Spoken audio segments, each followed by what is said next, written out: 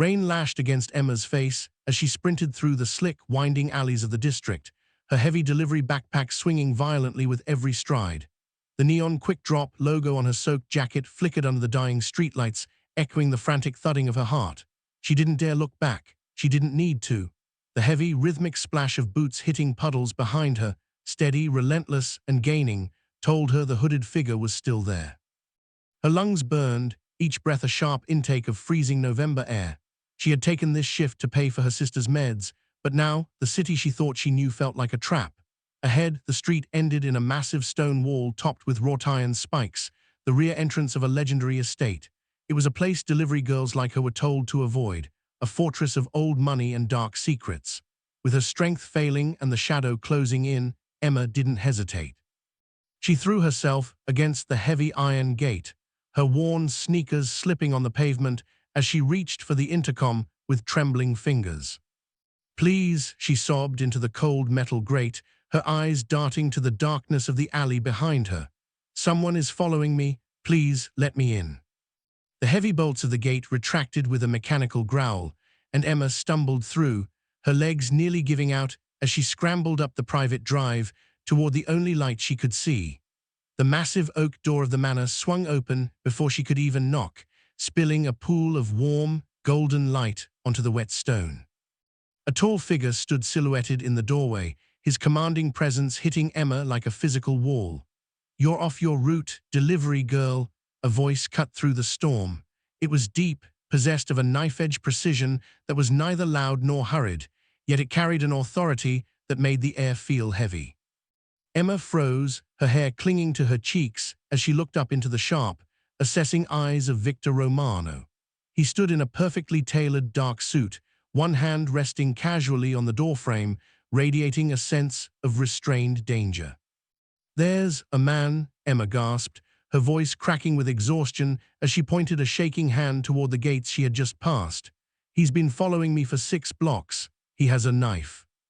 Victor didn't flinch. His gaze shifted past her, scanning the rain-soaked perimeter with unnerving intensity. For a fleeting second, his cold expression shifted, not into fear, but into the calculated focus of a predator who had just spotted another hunter on his territory. His eyes returned to Emma, taking in her soaked uniform, the desperation in her posture, and the raw honesty in her wide eyes.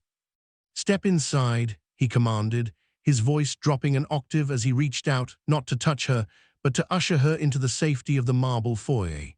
"In this house, the only thing you have to fear is me, and I haven't decided if I'm your enemy yet."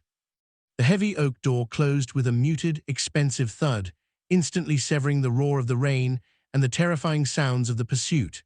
Emma stood shivering on the polished marble of the foyer, her soaked sneakers leaving muddy outlines on a floor that looked like it cost more than her college fund. The sudden silence was deafening, broken only by the frantic, ragged rhythm of her own breathing. She clutched the straps of her delivery backpack so hard her knuckles were white, her eyes darting toward the heavy wood she had just crossed. "He's out there," she whispered, her voice trembling as much as her hands. "I saw him, in the alley. He didn't stop until he saw the gate." Victor Romano didn't move. He stood with a predatory stillness, his dark eyes fixed on the door as if he could see through the thick timber to the predator lurking in the storm. He didn't look like a man who had been interrupted during a quiet evening. He looked like a king whose borders had been breached. The light from the crystal chandelier above caught the sharp angles of his face, casting long, intimidating shadows that seemed to wrap around him like a cloak. "The shadow in the rain," Victor murmured, the words smooth and cold. He turned his gaze toward her, and Emma felt a different kind of chill. While the man outside was a threat she understood, a common monster with a blade, the man in front of her was a mystery of a much higher caliber. His eyes were unnervingly perceptive, stripping away her defenses as he took in her dripping hair and the quick drop logo on her chest. "You're a long way from the pizza parlors and grocery hubs, Emma Brooks," he said, reading the small name tag pinned to her jacket. "People don't just stumble onto this hill by accident. It takes effort to find the back entrance of the Romano estate." "I wasn't trying to find you," Emma pleaded, her mouth slightly open as she fought back tears of pure exhaustion. "I was making a delivery on the next street over. He came out of nowhere. I saw the light. I saw the gate. I didn't know whose house this was." Victor took a single step toward her. He didn't reach for her, but the movement was so controlled, so authoritative, that Emma instinctively straightened her spine. He radiated a sense of danger, but it wasn't aimed at her, not yet. It was the presence of a man who owned the world he stood in. "You've brought a wolf to my door, Emma," he said softly, his voice cutting through her panic with knife-edge precision. He reached out with a slow, deliberate motion, his fingers hovering just inches from her trembling shoulder. "But you've also brought yourself into a house that doesn't acknowledge the existence of the police or the mercy of strangers." He looked back at the door, a small, grim smile touching his lips. The man in the rain is a fool. He followed a rabbit into a lion's den. He finally met her eyes again, his expression shifting into something unreadable. "You can stay until the storm breaks, but remember, once I close that door, the rules of the street no longer apply. You're in my world now." The tall slab of reinforced timber and steel clicked shut, the sound final and absolute. The transition was jarring. One moment Emma was a high-speed target in a freezing deluge, and the next, she was standing in a foyer that felt like a cathedral of silent, expensive power. The air here was warm and smelled of aged cedar and ozone. Emma stood on the edge of a hand-woven rug, her soaked delivery jacket dripping steadily onto the marble, her breath coming in shallow, jagged hitches that she couldn't seem to control. Victor Romano didn't move toward her immediately.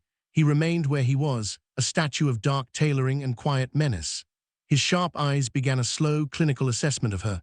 He looked at the way her hair clung to her pale forehead, the frantic pulse visible in her neck, and the way her fingers clutched the straps of her backpack as if they were a lifeline. He wasn't just looking at her, he was reading her. He was looking for the lie, the hidden camera, or the deceptive motive. "You're trembling, Emma," he noted. His voice wasn't unkind, but it lacked the warmth of typical comfort. It was the voice of a man accustomed to dealing in hard facts. I thought I was going to die," she managed to whisper, her voice cracking. "He was so close. I could hear his boots on the pavement right behind me." Victor's gaze shifted toward the small, high-placed window near the entrance. Outside, the storm continued its assault, but inside, the world felt frozen. He stepped closer, his presence expanding until he seemed to occupy all the space in the room. He reached out, his hand steady and large, and for a terrifying second, Emma thought he might strike her.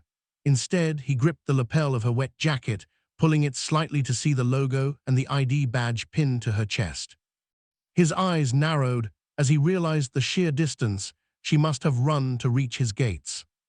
"The man following you," Victor said, his eyes returning to hers with an intensity that felt like a physical weight. "Did he see you come through the gate?" "Yes," Emma breathed, her eyes wide with fresh fear. "He was right there in the alley. He saw everything." A subtle shift occurred in Victor's expression.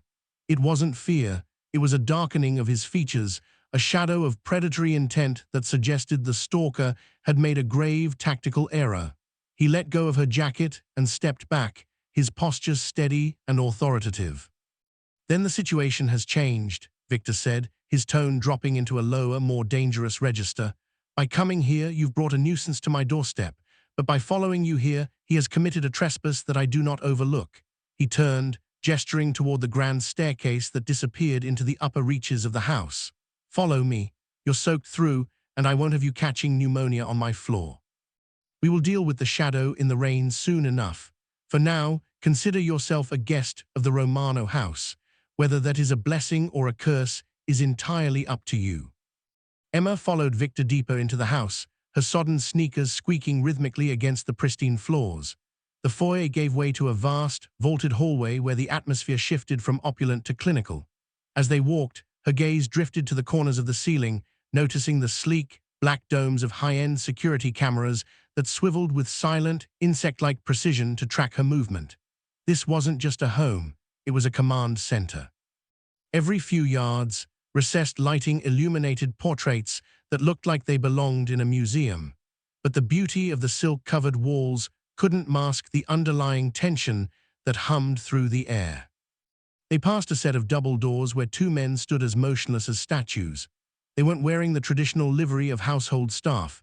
Instead, they wore sharp, charcoal suits with telltale bulges beneath their jackets and coiled earpieces tucked discreetly behind their ears. Their eyes didn't settle on her face with curiosity. They scanned her hands, her backpack, and her waistline with the cold, practiced efficiency of professional sentries. As she caught their reflection in a gilded mirror, Emma felt a fresh wave of vertigo. She was a delivery girl who lived in a world of late-night shifts and bus schedules. These men lived in a world of calculated violence. Victor noticed her lingering gaze but didn't stop. He navigated the labyrinthine corridors with a grace that felt predatory, his shadow stretching long and thin across the expensive rugs. "Don't mind the security, Emma," he said, his voice echoing slightly in the hollow space. "They are a necessary layer of my life. In this city, peace is an expensive commodity, and I prefer to pay for it in advance." He led her into a large room that seemed to be a private library, though the far wall was dominated by a bank of monitors displaying various angles of the estate's perimeter. Emma's heart skipped a beat when she saw the grainy, thermal feed of the back gate. The rain was a grey blur on the screen, but the memory of the hooded figure was still fresh in her mind, a phantom lingering just outside the reach of these high-tech eyes. The contrast of the mansion began to weigh on her, the softness of the silk wall coverings and the hardness of the iron-willed men patrolling the halls. She felt small and hopelessly out of place, a creature of glass in a fortress built of steel. Victor stopped by a massive mahogany desk and turned to face her, the flickering blue light from the monitors casting a cold glow over his features. He looked at her trembling hands, then at the sprawling, silent house around them. "Safe here," he said, though the way he said it made Emma wonder if safety was simply a different kind of cage. "My men know you are under my protection. For tonight, the walls of this house are your armor. Try to breathe, Emma. The hunt ended the moment I opened that door." He gestured toward a side room where a warm fire had already been lit, its orange glow fighting against the clinical chill of the security feeds. "Dry yourself. We have much to discuss once the adrenaline leaves your system." The fire in the library crackled, its warmth finally beginning to seep through the layers of Emma's damp clothes. Victor had disappeared for a moment, returning without the tailored suit jacket, his white shirt sleeves rolled back to reveal forearms that looked as strong as the iron gates outside. A silent servant, another man with the same watchful, heavy-lidded eyes as the guards, had appeared with a tray of food, setting it on a low table between two leather armchairs. The meal was simple, but smelled of rich spices and expensive wine, a stark contrast to the cold sandwiches Emma usually wolfed down between deliveries. "Eat," Victor commanded softly, settling into the chair opposite her. He didn't pick up a fork. Instead, he watched her with an intensity that made Emma feel like she was under a microscope. Emma hesitated, then took a bite of the warm bread. The silence of the room was heavy, cushioned by the thousands of books lining the walls and the thick carpets that swallowed every sound. As her hunger began to subside, her panic was replaced by a strange, hollow observation. She looked at Victor, sitting in the center of his vast, high-tech fortress, surrounded by men paid to die for him and cameras that tracked every shadow. "Do you ever go out?" she asked suddenly, the question slipping past her lips before she could check her boldness. "I mean, without all of this," she gestured vaguely toward the security monitors humming in the corner. Victor's expression didn't change, but his eyes darkened. "I go where I must, but the world I inhabit doesn't allow for casual walks or crowded pharmacies, Emma. Power is a currency that demands a high price in freedom." He leaned back, the firelight dancing in the amber liquid of the glass he held. For a fleeting second, the mask of the predator slipped. In the lines around his eyes and the stillness of his posture, Emma saw something she recognized from her own life. It wasn't the fear of a stalker, but the crushing weight of being entirely alone. She worked double shifts to save a sister who was always asleep when she got home. He built walls of iron and silk to protect a life that no one was allowed to touch. "You're just as trapped as I am," she whispered, her voice realization rather than accusation. "I'm running from a man in an alley, and you're running from everyone." Victor paused, his glass halfway to his lips. The air in the room grew thin, charged with a sudden, sharp electricity. He didn't deny it. Instead, he studied her with a look that was almost appreciative, as if she had managed to find a chink in armor that had been forged over decades. "The difference," Victor said, his voice dropping to a low, dangerous purr, is that I chose my cage. You were forced into yours." He set the glass down with a definitive click. "But tonight, the predators on the outside are my concern. You are no longer a rabbit, Emma. You are a guest of the Romano house, and I protect what is mine." The words sent a shiver down her spine that had nothing to do with the cold. She realized then that Victor Romano was a different kind of predator, one who didn't hunt for sport, but out of a deep, silent necessity to control a world that had once tried to break him. In the quiet of the library, the girl with the delivery bag and the man with the empire sat in a shared, gilded isolation, two ghosts waiting for the storm to tell them what came next. The fragile quiet of the library was shattered by the sharp, rhythmic beep of a security console. Victor's attention snapped to the bank of monitors, his body tensing with the sudden, explosive energy of a coiled spring. One of the charcoal-suited guards entered the room, his expression a mask of professional neutrality that couldn't quite hide a flicker of unease. He held a small, plain cardboard box wrapped in damp plastic. "This was left at the service entrance, sir," the guard reported, his voice low.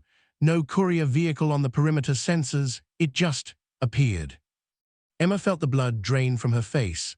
The warm meal in her stomach turned to lade. Victor didn't reach for the box. He gestured for the guard to place it on the mahogany desk. With a pair of silver shears, Victor sliced through the plastic. Inside was a single item, a crumpled delivery receipt from Emma's backpack, stained with muddy rainwater and smeared with a dark, reddish-brown thumbprint. Emma let out a small, broken sound, her hands flying to her mouth. "That's mine," she whispered, her voice trembling. "I lost that when I was running. He must have picked it up." The implication hit the room like a physical blow. The Romano estate was a fortress, a place of high-tech surveillance and armed sentries, yet someone had walked up to the gates undetected and left a message. It wasn't just a calling card, it was a taunt. The Stalker wasn't just a random predator in the night, he was someone who knew how to move in the shadows, someone who wasn't intimidated by the name Romano. Victor's eyes turned into chips of black ice. He didn't erupt in anger, instead, he became terrifyingly calm. He looked at the receipt, then at the monitor showing the empty, rain-swept driveway.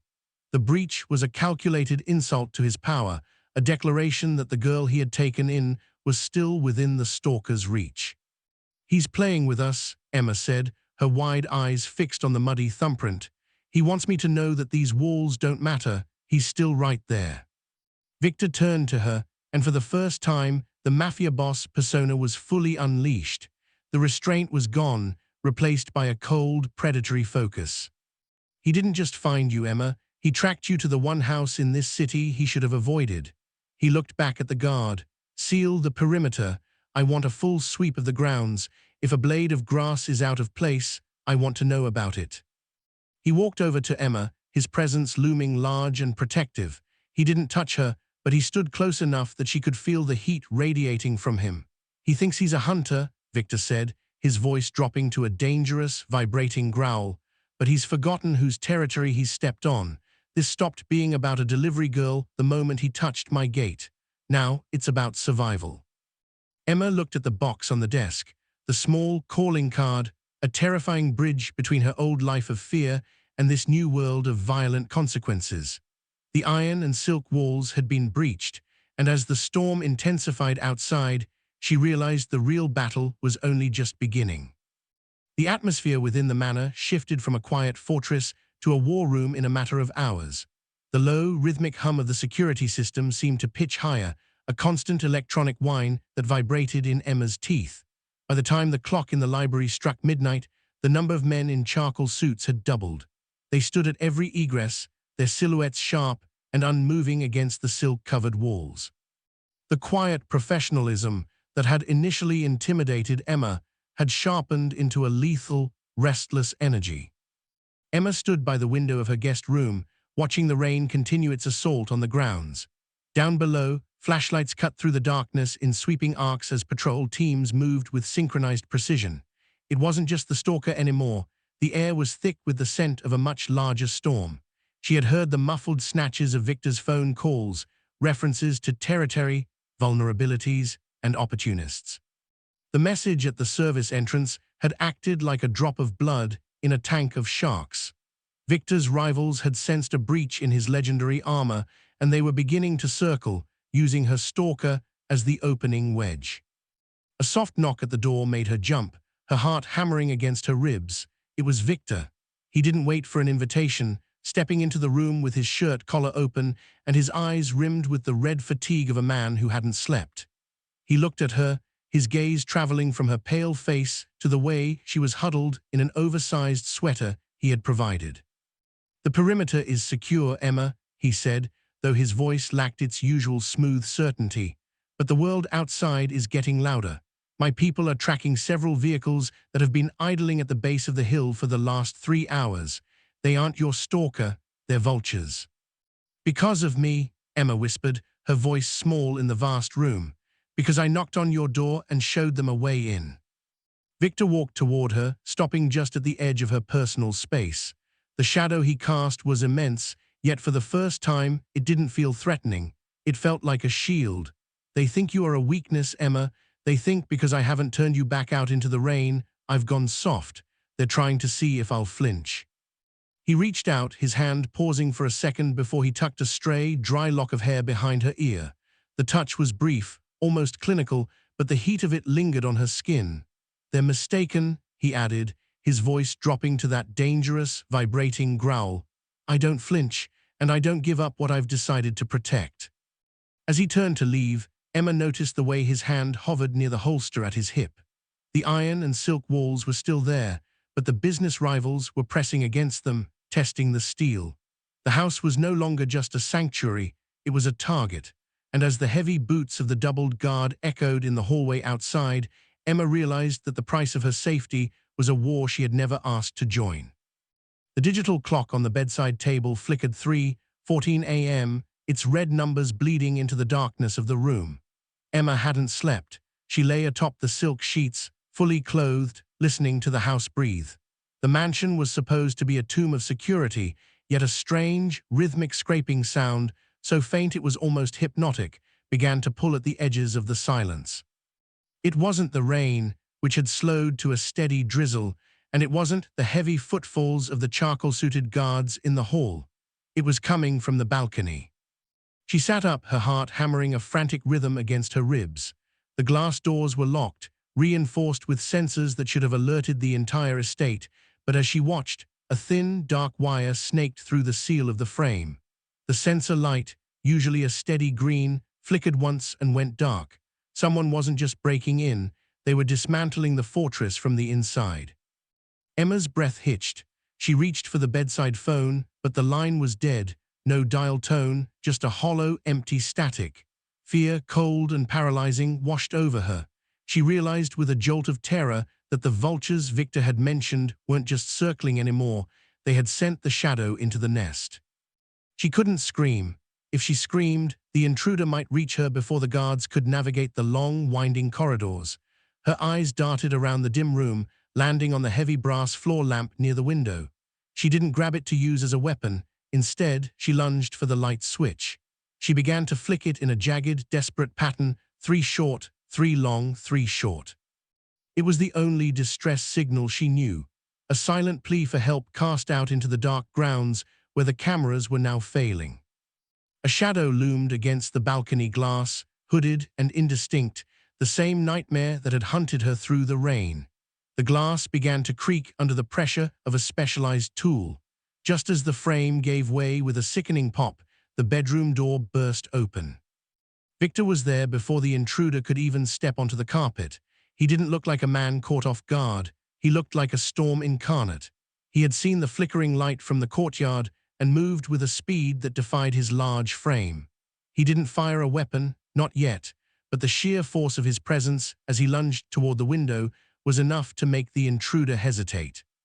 "Emma, get behind me," Victor roared, his voice a thunderous command that shattered the remaining silence of the night. She scrambled toward the corner, her wide eyes fixed on the man who had turned his home into her sanctuary. The Stalker was no longer a phantom in an alley. He was a cornered rat in the presence of a king. As the guards' boots finally thundered down the hallway, Emma realized that her quick thinking with the light had done more than just signal for help.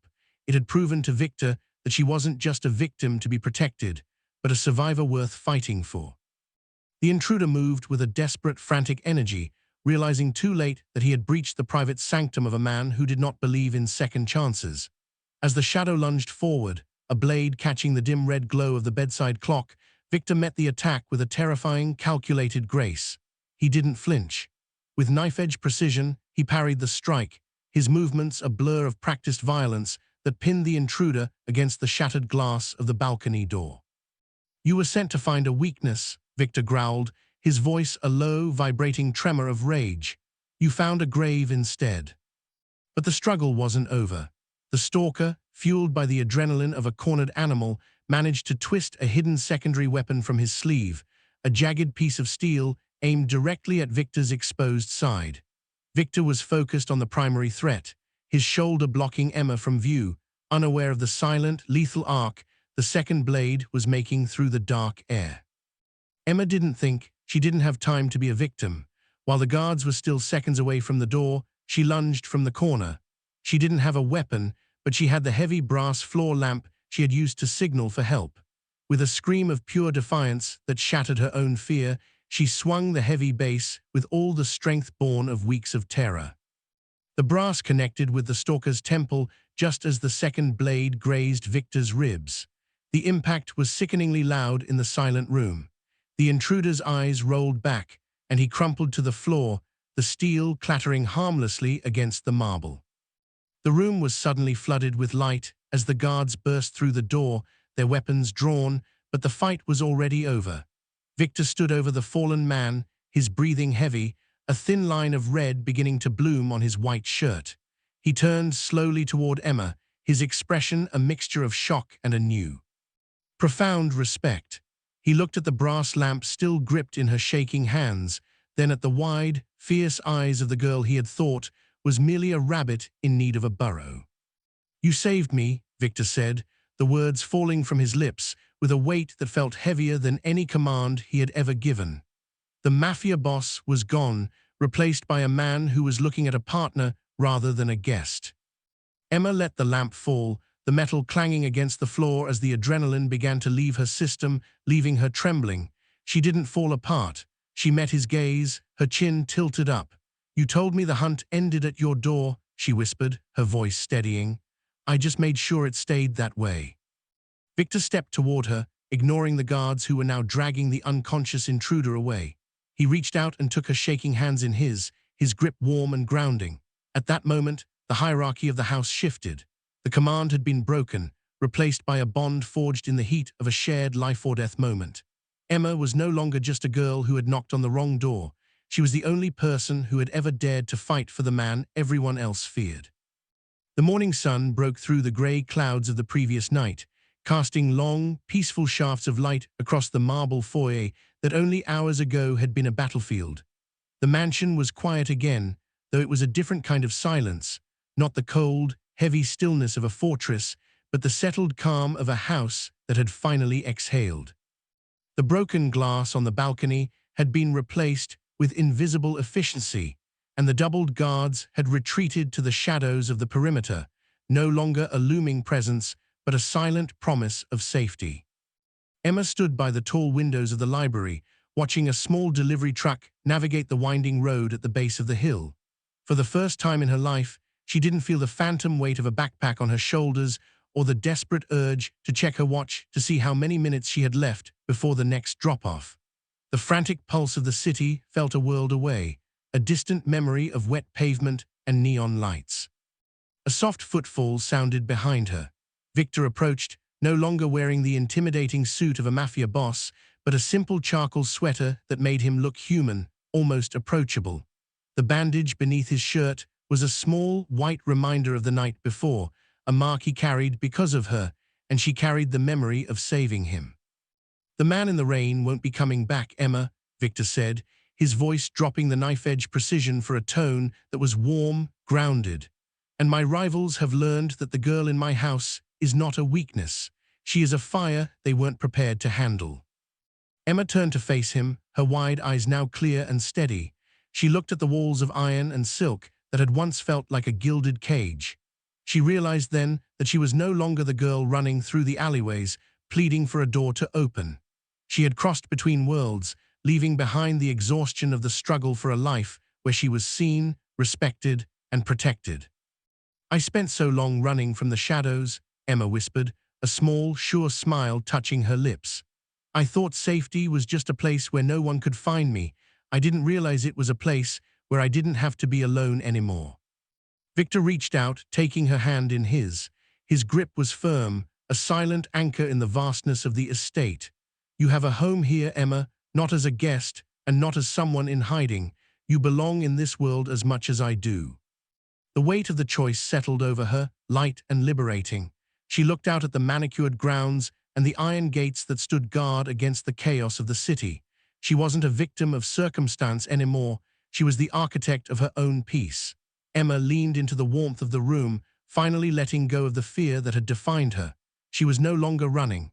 She was exactly where she chose to be.